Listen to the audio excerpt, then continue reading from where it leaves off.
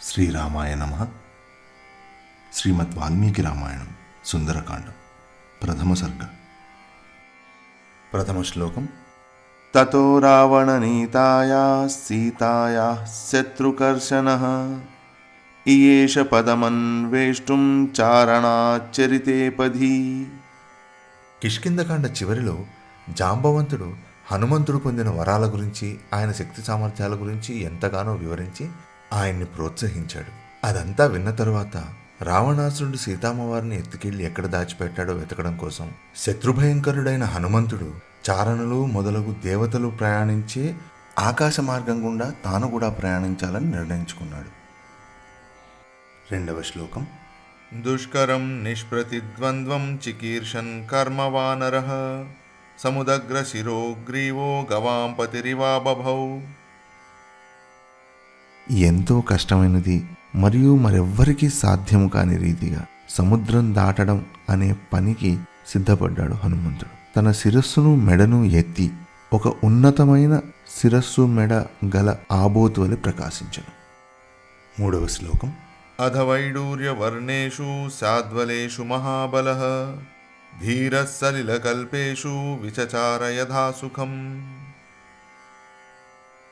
ఎంతో బలవంతుడును ధైర్యవంతుడు అయిన హనుమంతుడు మరకత ఛాయ కలిగి నీటి వలె మెరుస్తున్న అచ్చటి పచ్చిక బయళ్ళయందు కొద్దిసేపు స్వేచ్ఛగా ఇటూ అటూ తిరిగాను. నాలుగవ శ్లోకం.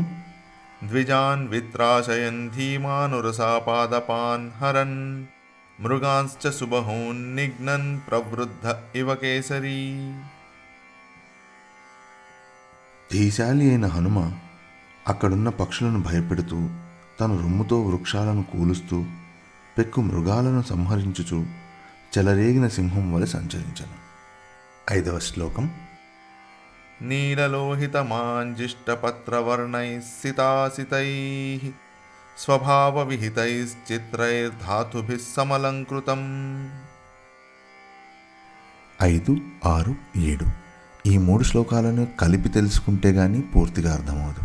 అందుకని 7వ శ్లోకం అయిపోయిన తర్వాత అన్నీ కలిపి ఒకేసారి తాత్పర్యం తెలుసుకుందాం.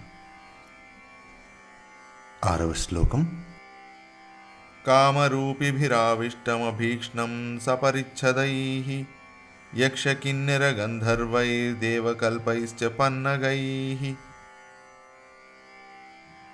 5, 6, 7 ఈ 3 శ్లోకాలను కలిపి తెలుసుకుంటే గానీ పూర్తిగా అర్థమవదు. అందుకని 7వ శ్లోకం అయిపోయిన తర్వాత అన్నీ కలిపి ఒకేసారి తాత్పర్యం తెలుసుకుందాం. 7వ శ్లోకం. సతస్య గిరివర్యస్య తలేనాగవరాయుతే తిష్టన్ కపివరస్తత్ర హ్రదేనాగ ఇవా బభౌ.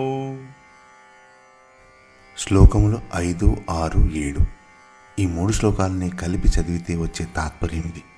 నలుపు, ఎరుపు, పసుపు పచ్చ, ఆకుపచ్చ మొదలగు రంగులు కలిగినట్టి చిత్రమైన మరియు తమదైన ఒక స్వభావము కలిగిన కొన్ని ఖనిజములు లేదా లోహాలు లాంటి వాటితో అలంకరింపబడినట్టి కామరూపులు అనగా తమ కోరికకు తగినట్టుగా రూపం మార్చుకోగలిగి అలంకరించుకోగలిగిన యక్ష కిన్నెర గంధర్వుల చేతను, దేవతలతో సమానులకు నాగుల చేతను నిండినట్టి ఆ మహేంద్రగిరిని చర్య మీద చేరిన హనుమంతుడు ఒక పెద్ద మడుగులో అనగా ఒక చెరువులో నిలబడి ఉన్న ఒక ఏనుగులాగా ప్రకాశించెను. 8వ శ్లోకం. సూర్యాయ మహేంద్రాయ పవనాయ స్వయంభువే భూతేభ్యశ్చాంజలిం కృత్వా చకార గమనే మతిం. అప్పుడు హనుమంతుడు తన గురువైన సూర్యుడికి, మహేంద్రుడికి, వాయుదేవుడికి, బ్రహ్మకు, పంచమహాభూతములు అనగా వాయువు, నీరు, అగ్ని, పృథ్వీ, ఆకాశము వీటికి అంజలి ఘటించి నమస్కారం చేసి తన పయనానికి సిద్ధపడ్డాడు. 9వ శ్లోకం. అంజలిం ప్రాణ్ముఖ కుర్వన్ పవనాయాత్మయోనయే తతో బివవృధే గంతుం దక్షిణో దక్షిణాం దిశం. సమర్థుడైన హనుమంతుడు తూర్పు వైపు తిరిగి తన తండ్రి అయిన వాయుదేవునకు నమస్కరించి ఆ తరువాత దక్షిణ దిశగా వెళ్లాలని నిర్ణయించుకుని తన శరీరాన్ని చాలా పెద్దదిగా పెంచాడు. 10వ శ్లోకం. ప్లవంగప్రవరైర్దృష్టః ప్లవనే కృతనిశ్చయః వవృధే రామవృద్ధ్యర్థం సముద్ర ఇవ పర్వసు.